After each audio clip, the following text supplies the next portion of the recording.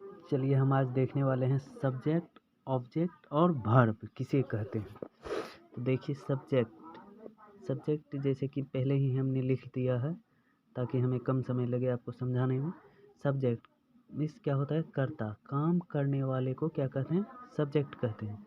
जैसे एग्जाम्पल में ले लेते हैं, राम ईट मैंगो। इसमें राम आम खा रहा है, तो राम आम को खाने वाला कौन है, राम है। तो सब्जेक्ट मेरा क्या हो गया, राम, काहे कि खाने वाला राम है। तो सब्जेक्ट, काम करने वाले को सब्जेक्ट कहते हैं। उसके बाद दूसरा आ जाता है वर्ब। वर्ब मीन्स क्रिया, जिससे किसी काम के होने या करने का बोध हो उसे वर्ब कहते हैं। या इसे ऐसे भी लिख सकते हैं, doing work is called verb. फिर देखिए यहाँ या तो इसका एक ऐसे भी हम समझ सकते हैं वर्ब को, जैसे कि देख लीजिए यहाँ पे क्या है, जिस क्रिया के अंत में ना लगा हो उसे वर्ब कहते हैं, उसे वर्ब या क्रिया कहते हैं। एग्जाम्पल में लेते हैं, राम ईट मैंगो। तो ईट खाना, काम करने वाला, खाया जा रहा है, तो काम क्या हो रहा है, खाने का काम हो रहा है, तो वर्ब क्या हो गया, ईट। अब देखिए जैसे कि ना, तो ना से हम समझ सकते हैं कि इसमें मेरा सब्जेक्ट क्या हो गया, राम सब्जेक्ट हो गया। राम का है कि काम करने वाला तो यही है, काम कौन कर रहा है, काम यही कर रहा है, काम कर रहा है कौन, तो राम। और उसके बाद जो है यहाँ वर्ब, ना शब्द का प्रयोग। अब देख लीजिए, हम जैसे देख लेते हैं कि खाना,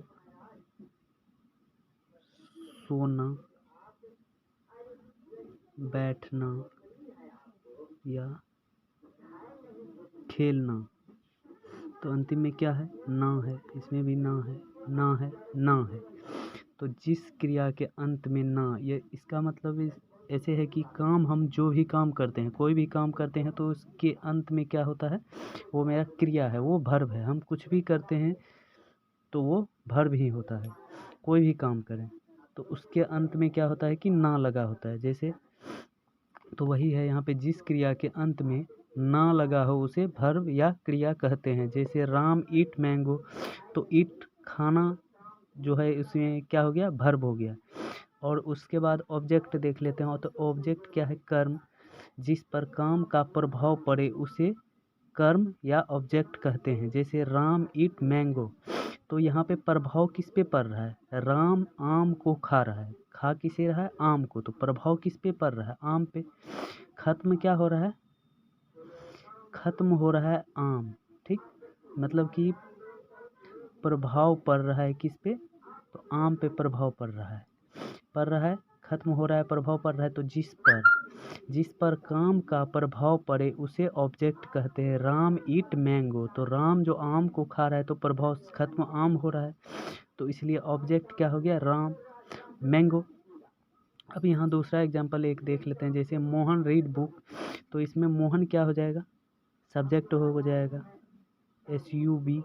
मोहन का है कि पढ़ने का काम कौन कर रहा है, मोहन पढ़ रहा है बुक को, तो काम यहाँ पे सब्जेक्ट कौन हो गया, मोहन, और काम क्या हो रहा है, पढ़ने का, तो ये क्या हो गया, वर्ब भी या विभर्ब। काम यहाँ तो पढ़ना ही काम हो रहा है, और बुक यहाँ पे क्या है, प्रभाव किस पे पड़ रहा है, राम बुक को पढ़ रहा है, तो पढ़, राम जो क्रिया कर रहा है, तो उसका प्रभाव ऑब्जेक्ट पे पड़ रहा है। ऑब्जेक्ट कौन सा हो गया, बुक हो गया, तो प्रभाव किस पे पड़ रहा है, बुक पे पड़ रहा है।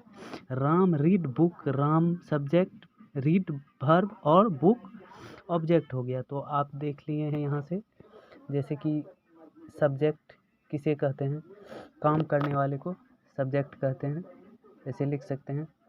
वर्ब किसे कहते हैं, तो जिससे किसी काम के होने या करने